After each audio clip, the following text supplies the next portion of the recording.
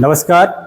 मैं जशरथ राय, उच्च माध्यमिक शिक्षक, शासकीय उच्चतर माध्यमिक विद्यालय बांदकपुर से उपस्थित हूँ आप समस्त बच्चों के बीच और हमारे सभी सम्मानित विषय शिक्षक भूगोल का अध्यापन का कार्य करते हैं।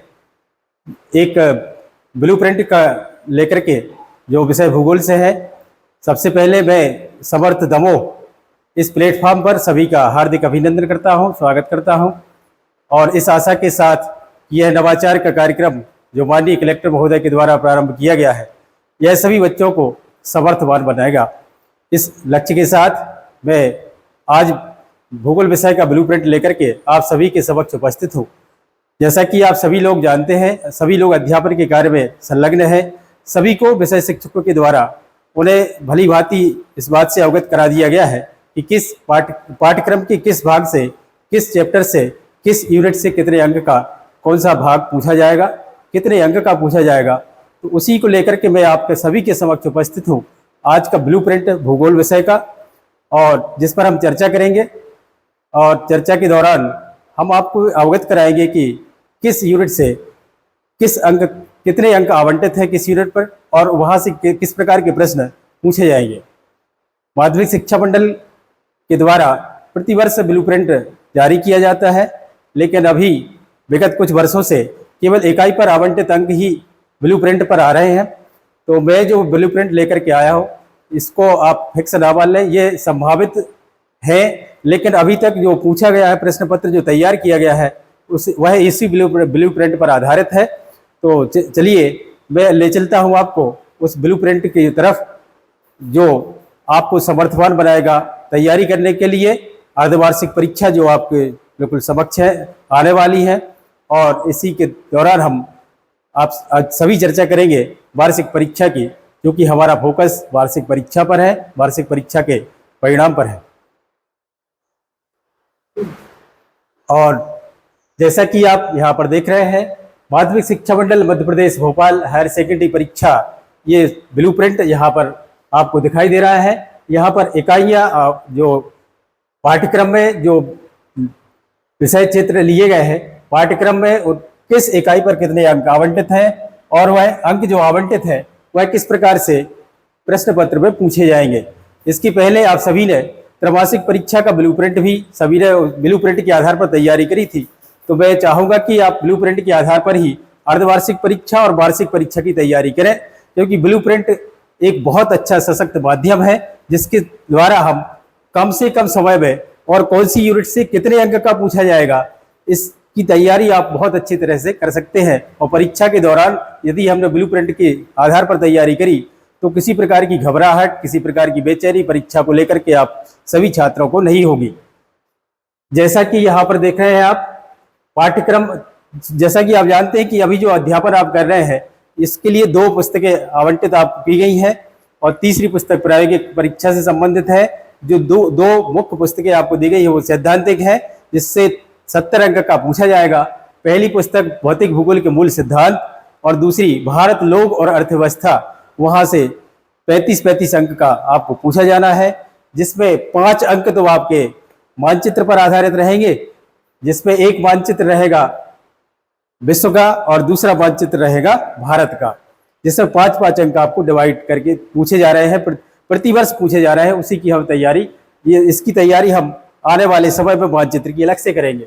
ये पहली इकाई जो आवंटित है मानव भूगोल के मूल सिद्धांत, ये जो पुस्तक है, इसकी जो पहली इकाई है, इसमें मानव भूगोल प्रकृति एवं विषय क्षेत्र, यह जो पहली इकाई है, इस पर आवंटित अंक 4 है। हमारे इस इकाई से 4 अंक का पूछा जाएगा। 4 अंक जो आवंटित है, यह 4 अंक आपको एक नंबर के 2 और 2 नंबर का एक प्रश्न पूछा जाएगा। कुल मिलाकर के प्रश्नों की संख्या एक ही होगी, क्योंकि यह जो 2 अंक है, यह 5 जो प्रश्न आपसे पूछे जाएंगे वहाँ 28 अंक में शामिल रहेंगे, तो प्रश्न की संख्या एक ही होगी। लेकिन इस इकाई से कुल आवंटित अंक जो 4 है, उसमें से 2 अंक के एक नंबर के 2 आने वाले हैं और 2 नंबर का एक प्रश्न आता है। हम यह देख कर इस विषय पर, इस जो इकाई है, इस पर हमें ध्यान देना है कि 2 नंबर का जो एक प्रश्न पूछा जाएगा और एक नंबर के 2 प्रश्न पूछे जाएंगे, इसको आप इस इकाई के अंदर तक जाकर के अध्यापन कार्य करना होगा। दूसरी इकाई जो है, यहाँ पर जो पहली इकाई में जो मुख्य संभावित प्रश्न होते हैं, इसमें आपको ध्यान रखना है कि जो भूगोलवेत्ता है। भूगोलवेत्ता कौन कौन सी मानव भूगोलवेत्ता है, कौन कौन सी मानव भूगोलवेत्ताओं का संबंध किस इस स्थान से है, और मानव भूगोल क्या है, उसके विषय क्षेत्र क्या है, उसकी प्रकृति क्या है, किस कितने कितने प्रकार से इसको अलग अलग क्षेत्रों में विभाजित किया गया है, वहां से एक एक नंबर के प्रश्नों और जो ब्लॉक दिए गए हैं, किताब में आप अध्यापन कार्य करते हैं, ब्लॉक जो दिए गए हैं वहां से भी पिछले वर्ष हमने देखा कि वहां से एक एक नंबर के प्रश्न तैयार किए जाते हैं। तो ब्लॉक्स की स्टोरी जो दी गई है, ब्लॉक्स में जो कुछ दिया गया है उसको आप बच्चे सभी लोग ध्यान से जरूर पढ़ेंगे। दूसरी इकाई जो है विश्व जनसंख्या वितरण, घनत्व और वृद्धि, और इसमें सम्मिलित किया गया है मानव विकास को। हमारे 2 चैप्टर इस इकाई में सम्मिलित किए गए हैं। ये जो पहला चैप्टर है विश्व जनसंख्या वितरण, घनत्व और वृद्धि, और दूसरा चैप्टर है मानव विकास। इस दोनों अध्याय अर्थात इकाई 2 पर कुल आवंटित अंक जो है 9 है, और यह 9 अंक जो है किस प्रकार से पूछे जाएंगे, एक एक नंबर के 5 और 2 नंबर के जो प्रश्नों की संख्या होगी वो 2 होगी। कुल प्रश्न आपको 2 प्रश्न यहाँ पर पूछे जाएंगे। हमारे 9 नंबर जो आवंटित हैं, यह एक एक नंबर की तैयारी हमारे हमें पूर्ण अध्ययन करना होगा। सिलेबस के अंदर हमारे पाठ्यक्रम पर आधारित जो अध्याय है उनके अंदर तक जाना होगा। विश्व जनसंख्या वितरण, घनत्व क्या कहलाता है, विश्व जनसंख्या वितरण को प्राप्त करने वाले कारक कौन कौन से हैं, और यह जनसंख्या कहाँ पर कितने प्रतिशत जनसंख्या निवास कर रही है, जनसंख्या वितरण को किस प्रकार से विभाजित किया गया है, घनत्व क्या कहलाता है, वृद्धि क्या है, वृद्धि को कितने प्रकार से इसमें समझाया गया है, इन सब पर हमें फोकस करके अध्ययन करना होगा। मानव विकास, यहाँ से निश्चित रूप से प्रश्न पूछे ही जाते हैं। यहाँ पर हमें ये ध्यान रखना है कि एक जो 5 नंबर का जो एक एक नंबर के प्रश्न पूछे जाना है वो 2 अध्याय इसमें सम्मिलित है। तो यहाँ से मानव विकास से निश्चित रूप से प्रश्न आएगा, और विश्व जनसंख्या वितरण, घनत्व, वृद्धि में से यहाँ पे 3 नंबर के प्रश्न संभावित हो सकते हैं। हमारे 5 जो प्रश्न आपको एक एक नंबर के आने वाले हैं, यहाँ हमें इस अध्याय के अंदर तक पहुंच करके अध्यापन का कार्य करना है। और 2 नंबर के जो प्रश्न इसमें पूछे जाएंगे, यहाँ पर घनत्व क्या है, किस प्रकार से ज्ञात किया जाता है, जनसंख्या वृद्धि से क्या आशय है, जनसंख्या परिवर्तन और वृद्धि, परिवर्तन को प्राप्त करने वाले कारक, जनसंख्या परिवर्तन के घटक, और वृद्धि धनात्मक, ऋणात्मक, वास्तविक जनसंख्या वृद्धि क्या है, ये इन सब की परिभाषा जो ब्लॉक्स में दी गई है इसको विशेष रूप से आप लोग पढ़ लेंगे। 2 नंबर का प्रश्न वहीं से बनने वाला है। इकाई 3 जो है यह सबसे बड़ी इकाई है, और इस पर आवंटित अंक भी सबसे ज्यादा है। 17 अंक का यहाँ से पूछा जाना है। 17 नंबर किन किन अध्याय में सम्मिलित किया गया है, प्राथमिक क्रियाएं, द्वितीयक क्रियाएं, तृतीयक क्रियाएं और चतुर्थक क्रियाकलाप के साथ साथ परिवहन एवं संचार, अंतरराष्ट्रीय व्यापार, ये 2 अलग अलग चैप्टर हैं।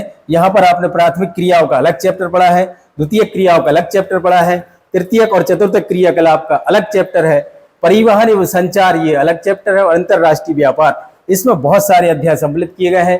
कोर्स बड़ा है, यहाँ पर पढ़ने के लिए ज्यादा है, मैटर आपको रहेगा। आवंटित अंक भी बहुत ज्यादा है। एक एक नंबर के 7 नंबर का एक एक नंबर का पूछा जाएगा, और 2 नंबर के 2 प्रश्न यहाँ से पूछे जाएंगे, और यहाँ पर 3 नंबर वाले प्रश्न भी, ये पहला चैप्टर है जिसमें 3 नंबर वाले 2 प्रश्न यहाँ पर पूछे जाएंगे। तो 3 नंबर वाले यहाँ पर प्राथमिक क्रियाओं का अर्थ, प्राथमिक क्रियाकलाप में सम्मिलित जो क्रियाकलाप है वो कौन कौन से हैं। प्राथमिक क्रियाएं जो जैसे आप आदिम जो कृषि व्यवस्था है उसको पढ़ेंगे तो उसका प्रकार, प्रारूप और कहाँ कहाँ पर ये होती है, उस सबको मानचित्र के हमारे इस अध्यापन के दौरान मानचित्र में देखना बहुत ज्यादा जरूरी है। द्वितीय क्रियाकलाप क्या है, द्वितीय क्रियाकलाप को प्राप्त करने वाले कारक, उनको उद्योग की स्थापना को प्राप्त करने वाले कारक कौन कौन से हैं, महत्वपूर्ण रहेगा। तृतीयक और चतुर्थक क्रियाकलाप, इसमें से इनको आगे भी बढ़ा दिया गया है, 5म क्रियाकलाप तक आपके पुस्तक में आपको पढ़ने को मिलेगा। तृतीयक और चतुर्थक क्रियाकलाप क्या है, तृतीय क्रियाकलाप के कौन कौन से प्रकार है, कौन कौन से क्रियाकलापों को तृतीय क्रियाकलाप के अंतर्गत सम्मिलित किया गया है, और चतुर्थक क्रियाकलाप क्या है। इसमें 2 नंबर का प्रश्न सभी यहाँ से प्रत्येक से 2 नंबर का प्रश्न यहाँ पर बन रहा है। बहुत ही महत्वपूर्ण अध्याय है। और जो परिवहन और एवं संचार और अंतरराष्ट्रीय व्यापार, परिवहन और संचार को आप तृतीय क्रियाकलाप में पहले ही पढ़ चुके होंगे। जब आप पढ़ रहे होंगे तो आपको लगेगा कि हमने पहले पढ़ लिया। परिवहन और संचार ये ऐसे चैप्टर हैं जो आगे दूसरी जगह भी आपको रिपीट होने वाले हैं। परिवहन और संचार भारत का भूगोल में अंतरराष्ट्रीय व्यापार, ये फिर से हम पढ़ेंगे। ठीक है, तो ये हमें 17 नंबर जो आवंटित है, 3-3 नंबर वाले प्रश्न यहाँ से पूछे जाना है। कुल प्रश्नों की संख्या होगी यहाँ पर 4। इसके बाद विश्व मानचित्र, जो आपने जो इकाइयां अध्यापन कर ली हैं 1 से 3 तक, जितना अध्यापन का कार्य किया है, यहाँ पर आप देख रहे हैं विश्व मानचित्र इकाई 1 से 4 तक, माने इकाई 1 से 3 तक जो अध्यापन का कार्य किया है आपने, इकाई 1 से 3 तक जितनी भी महत्वपूर्ण चीजें यहाँ पर मानचित्र में दिखाई जा सकती है, उनका मानचित्र हमें तैयार करना है, मानचित्र का कार्य करना है। खाली मानचित्र लेकर के भर करके देखना, जब तक आप प्रैक्टिकली इसको भर के नहीं देखेंगे तो अकेले पुस्तक में देखने से आपको ये स्मरण नहीं रहेगा। इसका सबसे अच्छा तरीका है कि आप बाजार से खाली मानचित्र खरीद लें और मानचित्र में इन सभी चीजों को भर करके देखें। प्राथमिक क्रियाकलाप यहाँ से निश्चित रूप से मानचित्र में पूछा जाता है। जनसंख्या घनत्व यहाँ से ही मानचित्र में पूछा जाता है। सर्वाधिक जनसंख्या घनत्व वाला क्षेत्र या मानचित्र भरने के लिए आ जाता है। प्राथमिक क्रियाकलाप जितने भी है, संगण वाला क्षेत्र, आदिकालीन निर्वाह कृषि क्षेत्र कौन सा है, रोपण कृषि क्षेत्र कौन कौन से है, ये और परिवहन में यह विभिन्न प्रकार के मार्ग जैसे ट्रांस साइबेरियन, ट्रांस कैनेडियन या बहुत सारे वायु मार्ग भी इसके अंतर्गत पूछा जा सकता है, जल मार्ग पूछा जा सकता है। तो मानचित्र भर करके यहाँ से जरूर खाली मानचित्र भर करके देखना है। यह 5 नंबर का सबसे महत्वपूर्ण है, 5 अंक। ये बहुत बड़ी हो जाती है संख्या, 5 अंक एक साथ आपको मिल रहे हैं। 5 शब्दों को भरने पर 5 अंक प्राप्त होंगे और 4 नंबर का लिखने के लिए बहुत ज्यादा लिखना पड़ता है। 5 अंक के लिए आपको केवल 5 शब्द भर करके देखना है। चलते दूसरी पुस्तक की तरफ। हम दूसरी जो पुस्तक आप पढ़ रहे हैं, इसमें भारत, लोक और अर्थव्यवस्था, यह पुस्तक का नाम है। और इसके अंतर्गत जो प्रथम इकाई इसमें सम्मिलित की गई है, जनसंख्या, वितरण, घनत्व, वृद्धि और संगठन। ये संगठन अलग से चैप्टर आपको किताब में देखने को मिलेगा। संगठन इसमें सम्मिलित किया गया है, यहाँ से संगठन डिलीट किया गया है। विश्व जनसंख्या, वितरण, घनत्व, ये भारत की जनसंख्या, वितरण और घनत्व, ये भारत के संदर्भ में यहाँ से अभी जो भूगोल शुरू हो रहा है, ये भारत के संदर्भ में होगा। अभी जो हमने बात करी है ऊपर पहली पुस्तक की, ये विश्व के संदर्भ में है। और अब ये पूरी जो भूगोल है, अब ये भारत, लोक और अर्थव्यवस्था वाले पूरा भारत के संदर्भ में होगा। बहुत सारे चैप्टर हमें इस प्रकार से दिखाई देंगे जो हमने एक बार पढ़ लिए हैं, ऐसा लगेगा। तो जनसंख्या, वितरण, इस पर आवंटित अंक 10 हैं। यह 10 अंक कैसे परीक्षा पूछे जा सकते हैं? 5 एक नंबर के 5 और 2 नंबर का 1 प्रश्न और 3 नंबर का 1 प्रश्न, इस प्रकार से पूछा जाएगा। कुल प्रश्नों की संख्या 2 होगी और इकाई पर आवंटित अंक 10 ही रहेंगे। ये बहुत ही महत्वपूर्ण और बहुत अच्छा रोचक चैप्टर है। इसका अध्ययन आप सभी ने कर लिया होगा। और दूसरी इकाई जो है, इसी पुस्तक की दूसरी इकाई, मानव बस्तियां, बहुत ही बढ़िया, बहुत ही अच्छा, सबसे सरल चैप्टर है ये। इस पर आवंटित जो अंक है वो 4 है। 4 अंक किस प्रकार से इसमें परीक्षा में पूछने की संभावना है? एक नंबर के 2 और 2 नंबर का 1 प्रश्न, माने 4 अंक कैसे पूछा जाएगा। मानव बस्तियां क्या है, मानव बस्तियों के प्रकार, ग्रामीण, नगरीय बस्तियां, बहुत ही सरल अध्याय है और निश्चित है बिल्कुल। जब हम लोग अध्ययन करते हैं, अध्यापन करवाते हैं, तो निश्चित हो जाते हैं, वो हमें नजर में दिखाई देती है कि क्या प्रश्न इसमें पूछा जाएगा, 2 नंबर का कौन सा प्रश्न है। अभी जब हम इसके कोर्स की बात करेंगे तो इसमें हम आपको महत्वपूर्ण प्रश्न इसमें बताएंगे। तीसरी जो इकाई है, भू संसाधन तथा कृषि, जल संसाधन, खनिज तथा ऊर्जा संसाधन, भारत के संदर्भ में नियोजन और सतत पोषणीय विकास।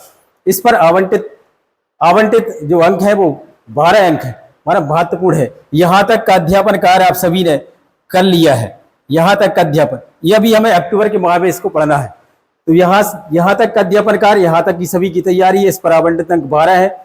एक नंबर के 5, यहाँ पर 3 नंबर का 1 प्रश्न और महत्वपूर्ण है 4 नंबर का 1 प्रश्न जो केवल एक ही आता है, वो इसी अध्याय से आना, इसी इकाई से आना है। इस पर सम्मिलित जो अध्याय है, खनिज तथा ऊर्जा संसाधन, भारत के संदर्भ में नियोजन और सतत पोषणीय विकास, माने इसमें 1, 2, 3 और 4 अध्याय को सम्मिलित किया गया है। 4 अध्याय सम्मिलित हैं।